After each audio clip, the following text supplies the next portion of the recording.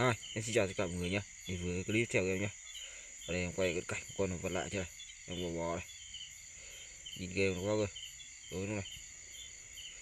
Đấy, lạ chưa? Ghê chưa? Nó cổ quậy đây. Ghê này. Đây mặt sau, mặt trước của nó này. Đây mặt sau trước của nó.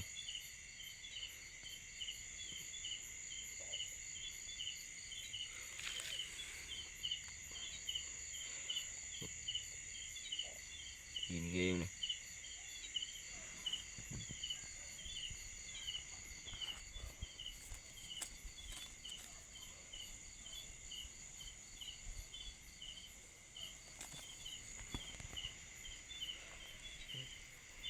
Đây mặt sau này.